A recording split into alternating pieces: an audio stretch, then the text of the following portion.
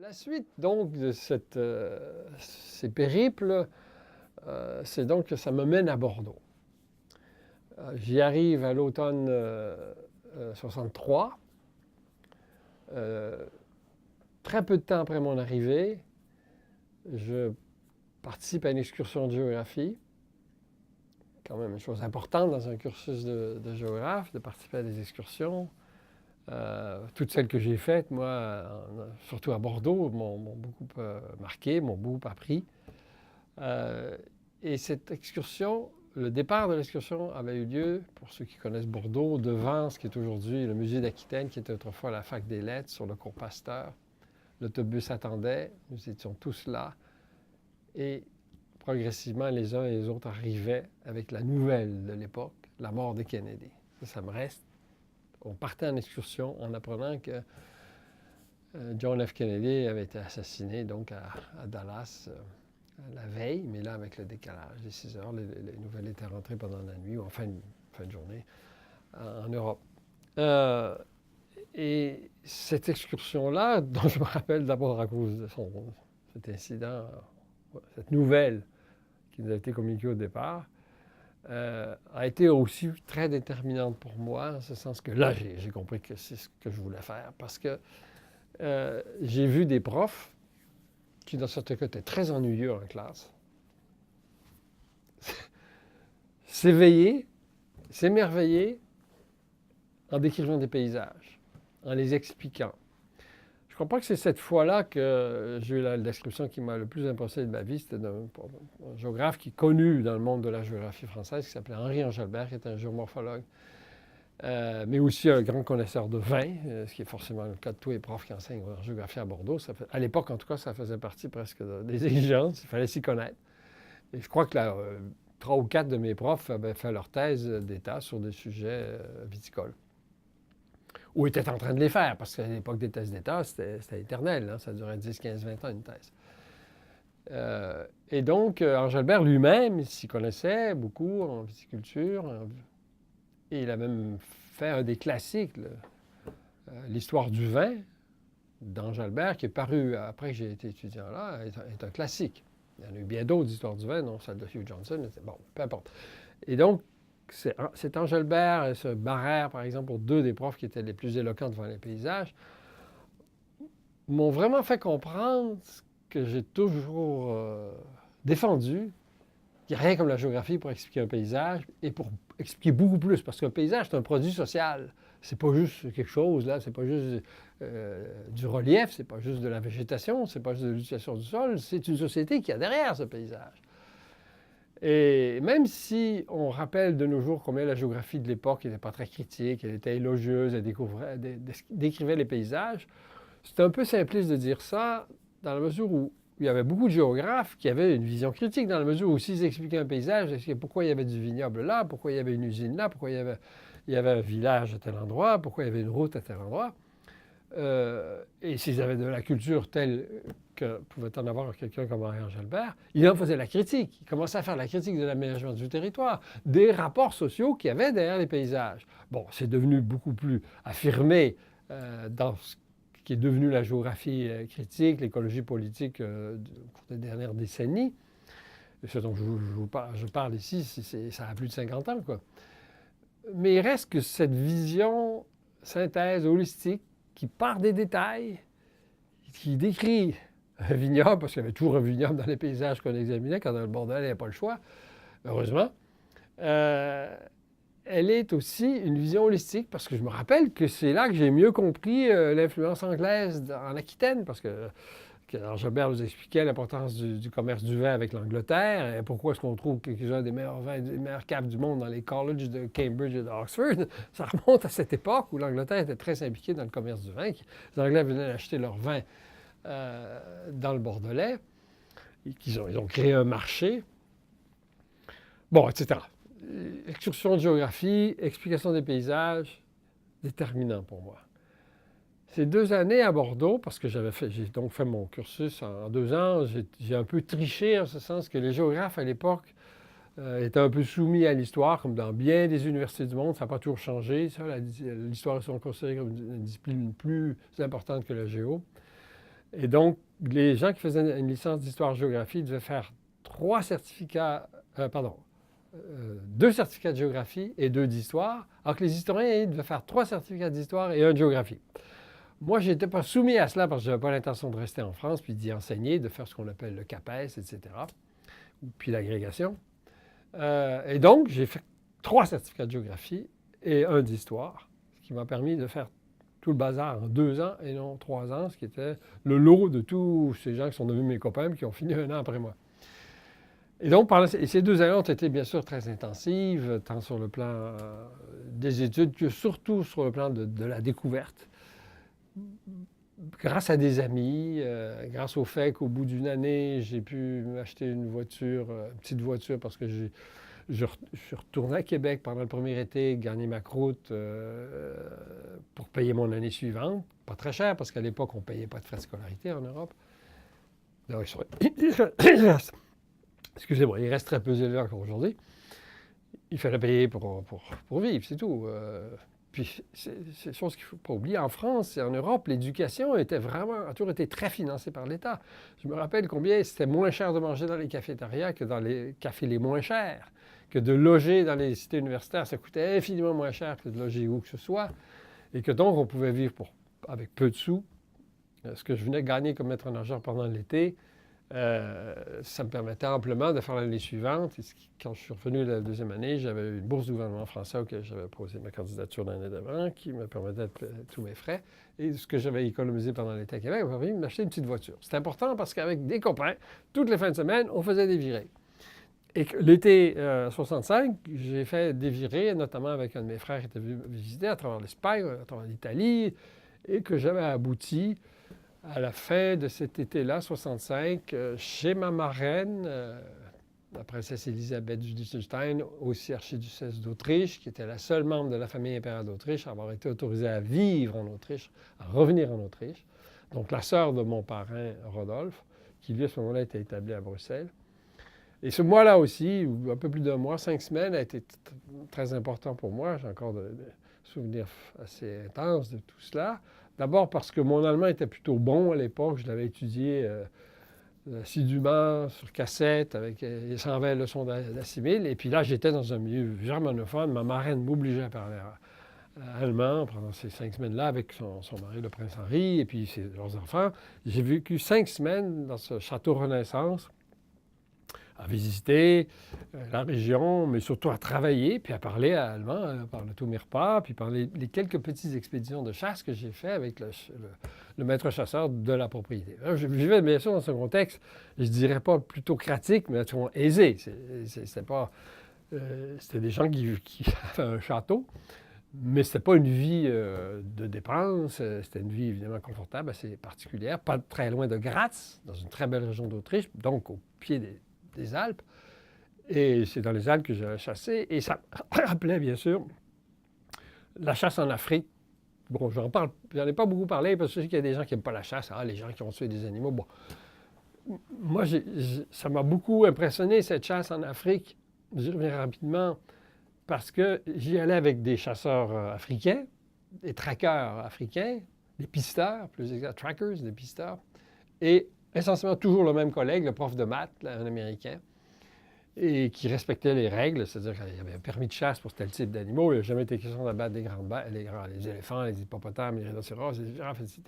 Ou les zèbres, d'ailleurs, ça a toujours été interdit de chasser les zèbres, mais les antilopes, le buffle, le sanglier, et avec des pisteurs, et c'est quand même impressionnant de suivre ces gens-là qui savent comment repérer les bêtes. Moi, j'ai très peu tiré, honnêtement. J'ai tué 2 antilopes et un sanglier pendant cette année-là.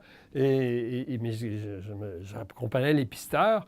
Et ça avait toujours resté comme ces gens-là. À 1 kilomètre, ils repéraient une antilope en la sentant. Et il fallait les repérer avant qu'elle nous repère. Bon, en tout cas, dans les Alpes, même chose avec un chasseur professionnel, enfin, le garde-chasse de la propriété. Il y avait quelques milliers d'hectares essentiellement de montagne pour la chasse au chevreuil et au chamois. Bon, j'ai chassé le chamois et le chevreuil. Et puis, ça m'est revenu, ça, plus tard, quand j'étais dans faire mes études de maîtrise. J'étais chassé avec des chasseurs et des braconniers dans les îles du Lac-Saint-Pierre, mais ça, j'y arriverai plus tard.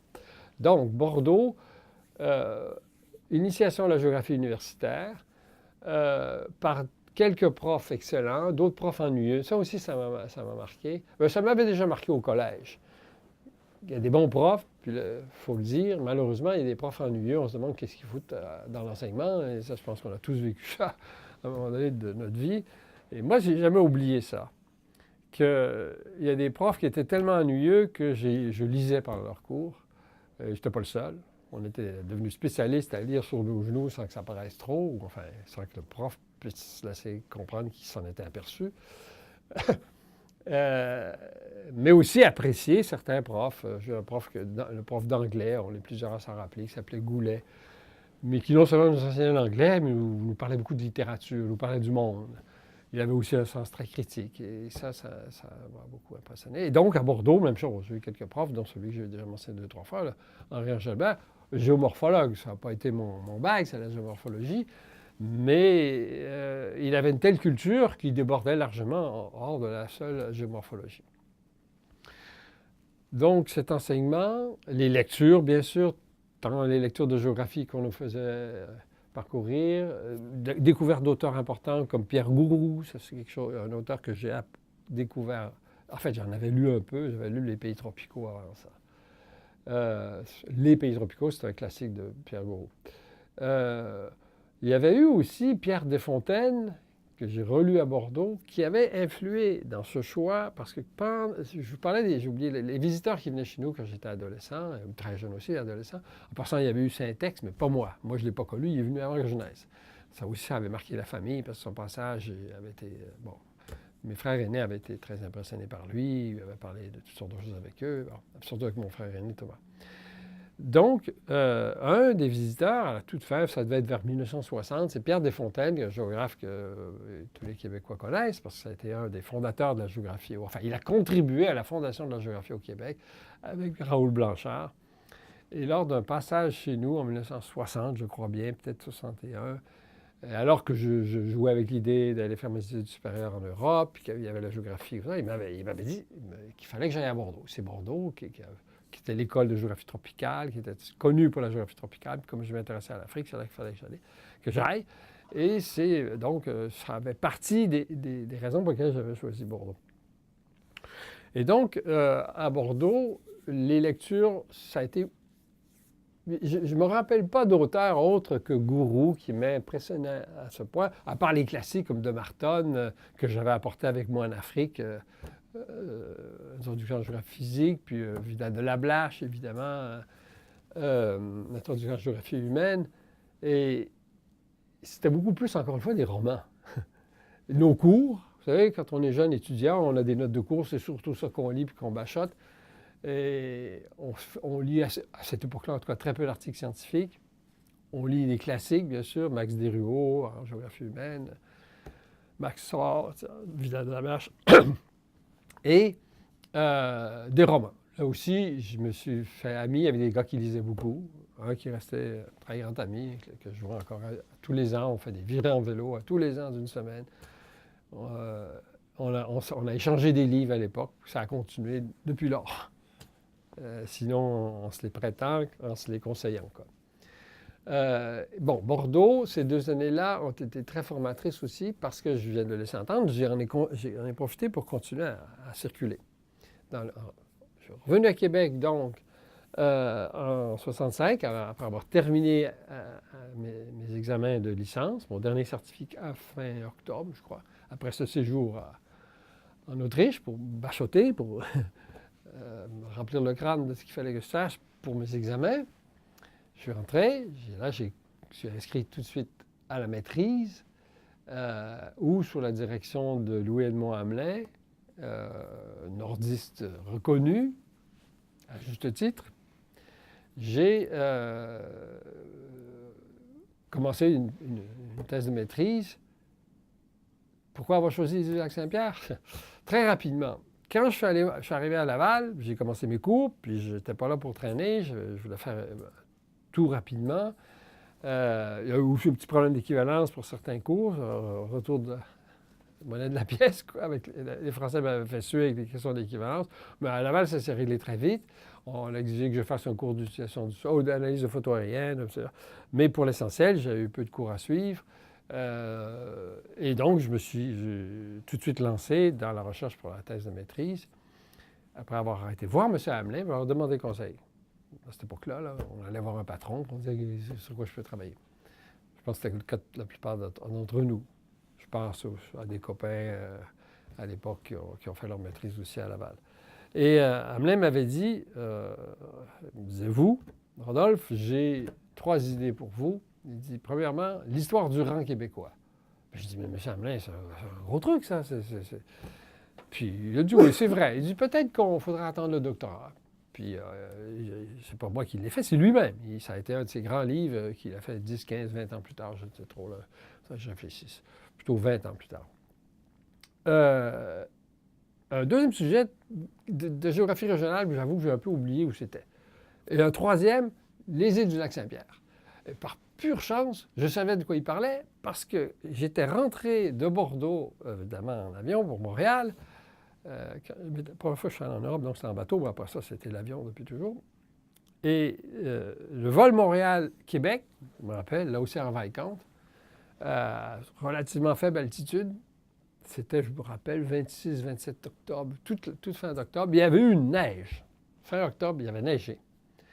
Et quand on a survolé le fleuve à la hauteur de Sorel-Berthier, il y avait ces îles, dont je ne connaissais même pas l'existence, ou si je connaissais, c'était confusément, qui étaient très bien découpées par la neige. La neige découpait les îles, et ça faisait vraiment, pour quelqu'un qui connaît un petit peu sa géographie, ça faisait delta.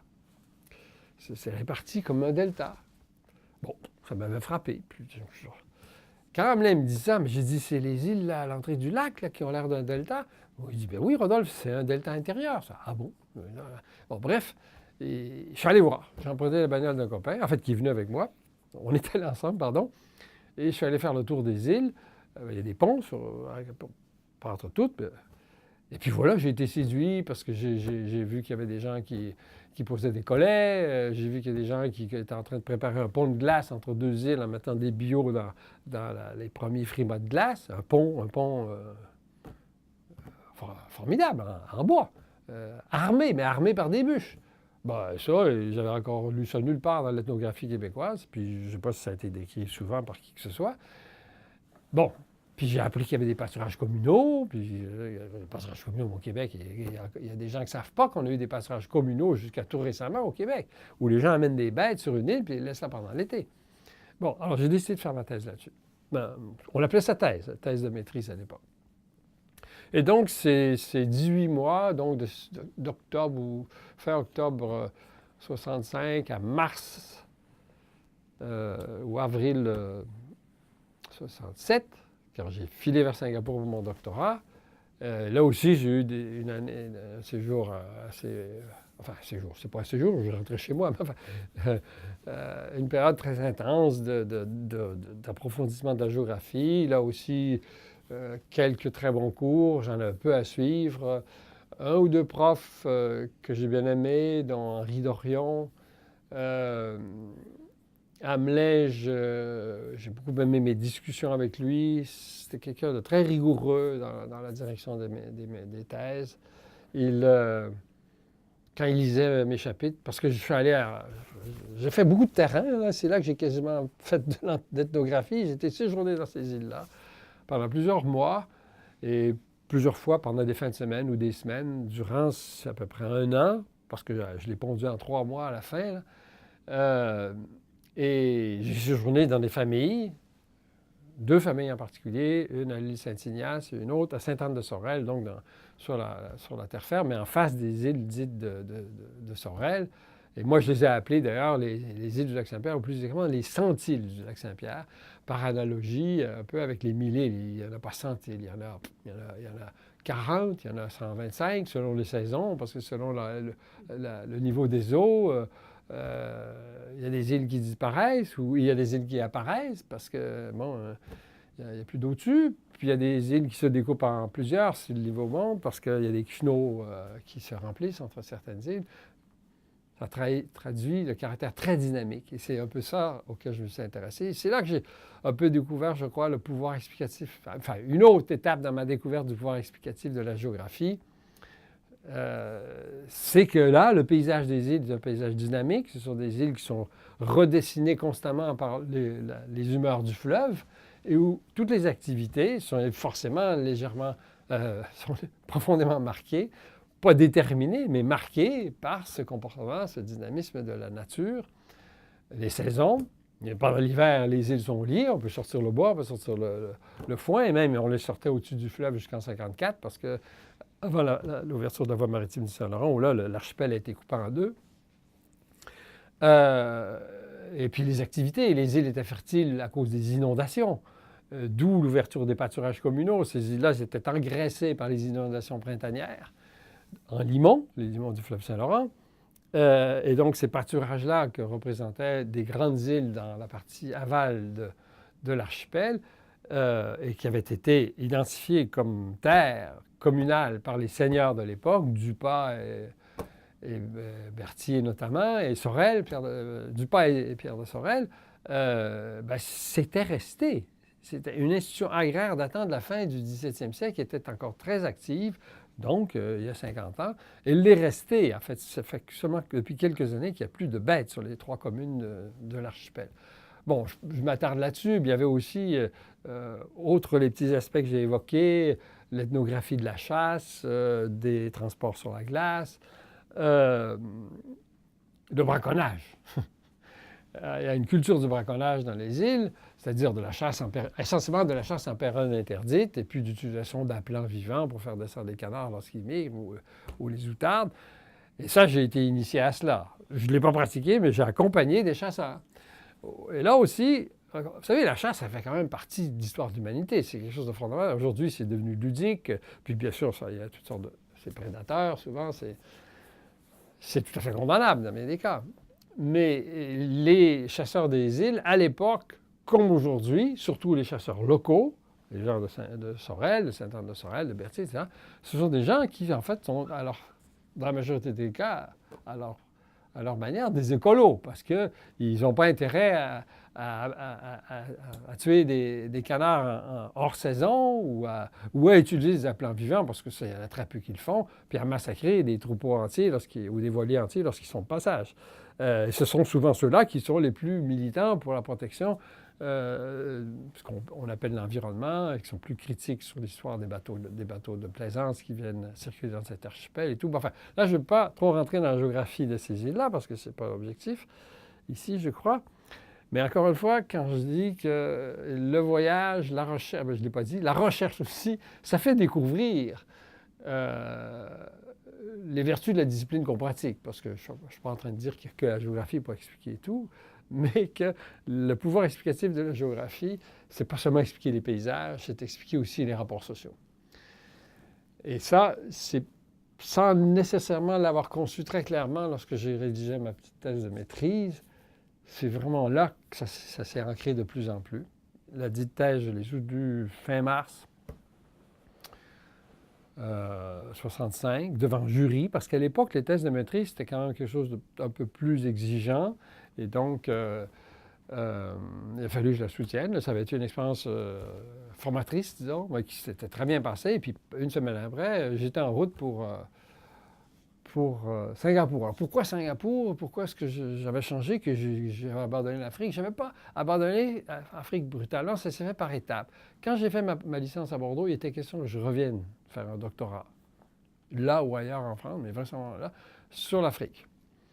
Et j'avais ça en tête quand je suis rentré au Québec faire ma maîtrise.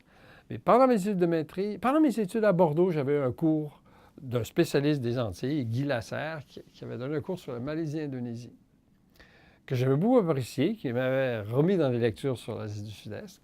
J'avais déjà lu beaucoup d'auteurs, des romans, notamment Joseph Conrad, puis Somerset Maugham, etc. Anthony Burgess. Quand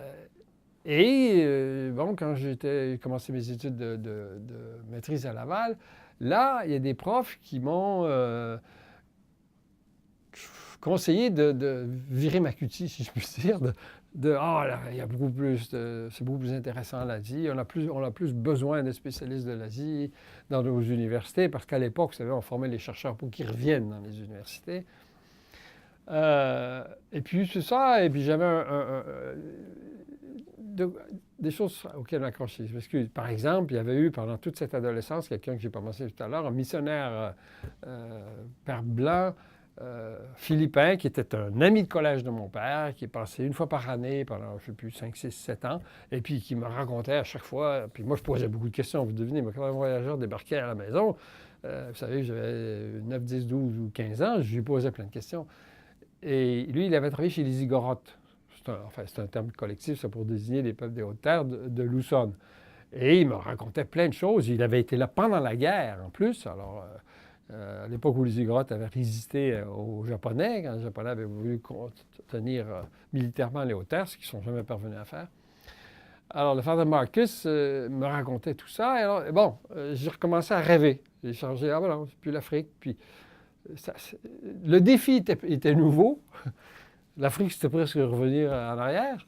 Et voilà, je me suis mis à lire. Puis ma deuxième année, quand je terminais ma maîtrise, même pas deuxième année, les derniers mois, j'ai monté, même pas les derniers mois, j'ai plus le calendrier là. Dès septembre, sans doute 64, j'ai fait une demande de bourse au Conseil des Arts, pardon, pour faire un doctorat à Singapour. Entre-temps, j'avais écrit à l'Université de Singapour, où j'avais été un peu surpris de voir un Québécois qui voulait faire un doctorat ici. Mais on m'avait conseillé cette université, à juste titre, parce que c'était la meilleure de loin à l'époque, et ça l'est resté, bien sûr. C'est devenu une des grandes universités du monde, que l'Université de Singapour. À l'époque, c'était une bonne université, sans plus. Et voilà, j'ai donc choisi, à la fin de mes études de maîtrise, de faire un nouveau saut. Et cette fois-là, ça a été vers l'Asie, et j'y suis allé par le chemin des écoliers, là aussi. J'ai pris, je ne sais plus combien de temps pour m'y rendre, plusieurs semaines, m'arrêtant un peu partout en Europe pour revoir des amis, mais surtout, j'étais à Athènes pour le coup d'État. En tout cas, je pourrais en parler, mais je ne peux pas décrire, mais j'ai vu les chars d'assaut dans les rues d'Athènes, la prise du pouvoir par les colonels. Et c'est moi qui ai servi de courrier pour sortir les dépêches des agences de presse vers Istanbul. J'en ai pas souvent parlé en public, ça, mais ça a été toute une histoire, ça. C'est des clandestins, puis j'ai découvert que j'avais fait quelque chose de très risqué. Puis ensuite, bon, l'Iran, j'ai trouvé ça fabuleux, l'Inde, et puis Singapour. Fin mai 70, je débarque à Singapour pour mes études de doctorat.